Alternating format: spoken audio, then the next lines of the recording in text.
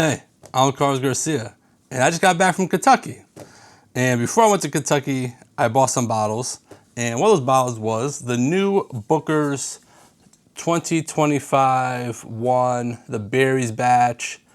So I figure let me do a review of it. And I don't like to just do single bottle reviews because sample giveaways would be silly. So I'm going to compare it to the 2024-04, which is the Jimmie's batch, because this is my favorite from last year. And this is one of my first videos on the channel was reviewing the 4 releases of the Bookers from 2024. So if you haven't seen it, go check that out. See if I improved in anything of these videos over the past like 30 videos. So while I was out in Kentucky, we did a cool little thing. Hold on. It's just complete chaos behind the camera now from all the stuff from Cuba and Kentucky. But what I was trying to say is me and a couple guys went down there or were in Kentucky with me. We did a straight from the barrel, a Booker's tasting with Fred Noe. And I forget the exact price on this. I think it was like between 30 to 50 bucks. But they were only doing like this 3 times. So I think this was actually the second time or first time that they did it. It's about like an hour long, and I'll put some images because I took some pictures. I was gonna record some of it, but then I didn't know if we're allowed to, so I have like a 4-second clip. The thing about the age. And anyways, but basically what it was is we got a tasting of the last 3 releases. So actually these 2 and the 2024-03. And they paired it with these crackers, these specific crackers that taste like meat crackers. I forgot exactly what they were called. Some cured ham, which they do there. And it's like chocolate, like donut hole or munchkin with some white powder on the outside of it. But that wasn't the highlight of the thing. The highlight was Fred Noe, who does the Bookers, was just telling stories, and that was just crazy. Some people he talked about how he picks every single batch, and basically it tells you right on the bottles. He basically picks 450 barrels per batch, and it's always in like the middle of the rick houses. So he'll pull like 50 out of one rick house, 100 out of another rick house, and blend them all together. One thing I found out though, and they're around 6-7 years old, what his son Freddie Noe has been doing is that because he'll pick up a bunch and then there'll be leftover barrels and he'll leave that for like the next batch. What Freddie Noe was doing was basically taking a few barrels of all the batches and kind of putting them away and not letting him take them. And that's what the Booker's Reserve was from last year. So he was basically taking them and aging them a little longer. So the Reserves is about 8 to 10 years old barrels in that batch. And that was a 100-barrel batch. And they're coming out with another Reserves this year, but tequila finished. Yeah, tequila or rum. Now I'm questioning myself, but I'm pretty sure it's tequila. So we'll see how that one is. But yeah, hanging out with Fred Noe and him just telling stories, and I don't know exactly what I'm allowed to tell. Like there was, 30 people there, so and he was uncut, unfiltered. He did not hold anything back except for one. He's about to tell a story and he goes, "Nope, this would definitely get me in trouble." So very curious on what that story could have possibly been. But I have a very strong feeling that he's gonna retire soonish. I don't think he likes the current the company, the big wigs and stuff like that. Because he was telling the stories about like how back in the day, if he wanted to do a project and it'd just be like ask one person, he'll say okay, and you could do it. Now he's got to go through like 50 emails, a bunch of Zoom calls. 30 people have to approve it, and I don't think he's liking that so much. But anyways. One thing he said, he told the story about how Booker's came out to be. So his dad, Booker Noe, was working on this project of Booker's. And what they were doing as gifts for their distributors and suppliers and stuff like that, they were giving them, I forget, he said flowers and cookies, something like that, not whiskey. And someone came up with the idea, like, why don't we send those bottles of those Booker project that you're working on to distributors and stuff? And so they had no funding for it, and that's why they are in these like wine-shaped bottles, because it was cheaper. They hand labeled everything back then. They sent it out to distributors.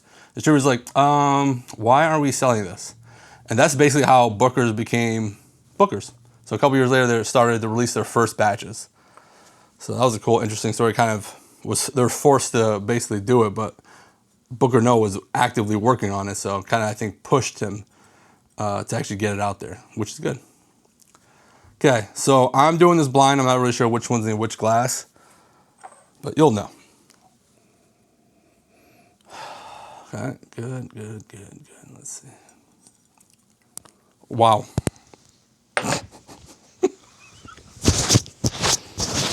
I'm about editing that out. Right on the mic too. Well, you know, smell good for a while. Hopefully this doesn't like zap me if it's because it's wet and it's on. Let's try this again. Man, it smells good. Cherry, oak, vanilla, caramel, all typical bourbon notes. Little peanut. The very good nose. See, glass B. It's not as bright as this one. This one's way more in your face. This one's kind of like darker. Like a dark chocolate, dark cherry. Well, both noses are good. Let's go to the palate. That's delicious. Man, now I'm curious on which one that one is. Strawberry cream, which I'm positive I've never said that before. Oak, very viscous. Cherry and peanut on the finish. Very good. We go for second sip. I like that.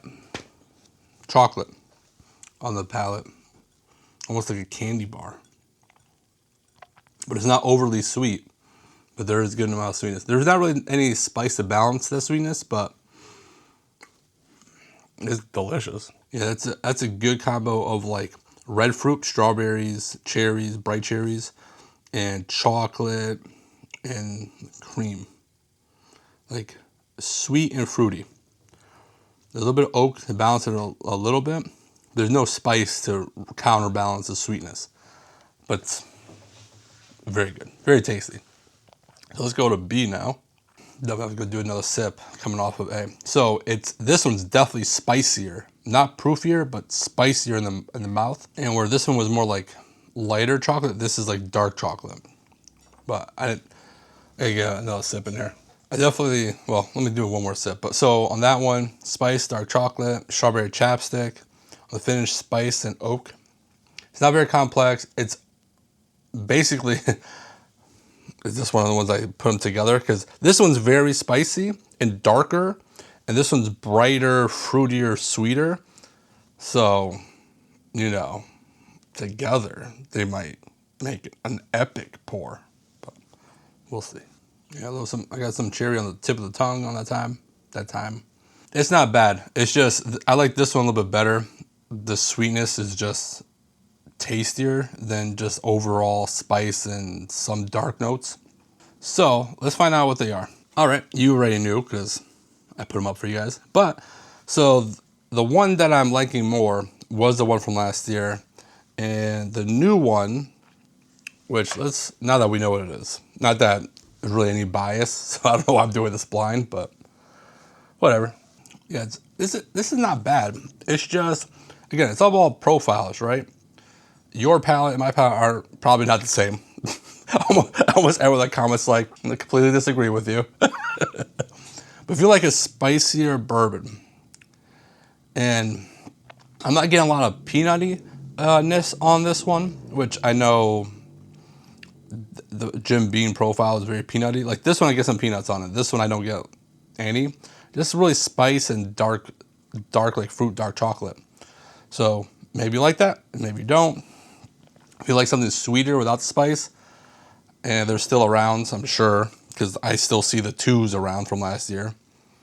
Maybe this is more, because this was my favorite from last year. So again, go check out that other video from a couple months ago where I compared all 4, and that might be a good a way for you to tell if me and you have the same palate.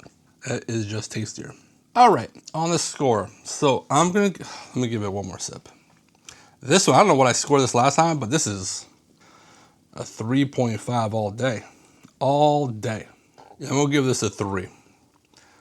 It's right middle of the pack. Nothing bad about it, nothing exceptional about it. Good bourbon.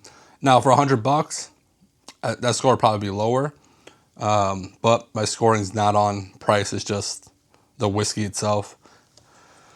So that's that. So let's combine them. There's only a little bit of the spice and a lot more of the sweet, which I think would be what you would want to do here, is just add a little bit of spice to the sweetness. let's see how this blend works out. Oh, and while this is mixing, if you want to enter the giveaway for 2-ounce samples of both these bottles, like the video, subscribe to the channel, and comment with the hashtag Bookers. We've done that already. Does it matter? I don't think it matters. Hashtag Bookers. It's going to be on this video anyway, so ain't too much on nose except for some strawberry. Yeah, it's definitely more of the sweetness side. There wasn't more of the sweetness side, so let's see how it tastes. Wow. No. I don't know how that's even possible. It got super spicy. You know what? I give it up to those blenders, the guys and gals. I don't think I've ever said gals in my life. The ladies and guys out there that are blending this stuff, because that was a science experiment gone wrong right there. Okay. Second sip, not so bad. Maybe just needed more time to meld. I still would prefer this one by itself. Well, there's that. Hope you guys enjoyed it. More stuff from Kentucky coming. I recorded a lot of stuff out there. We did 6 different picks. We went to 6 different distilleries to do picks. Some places we picked more than 1 barrel. We're doing a couple other experiences, and we went to a lot of bars. I reviewed a Pappy 20, a Pappy 23 at a bar. It was quick. Not really. I haven't looked at the video yet, so we'll see how that comes out. But that video should be coming out soon. But don't do nothing stupid, and if you do, don't get caught. Bye.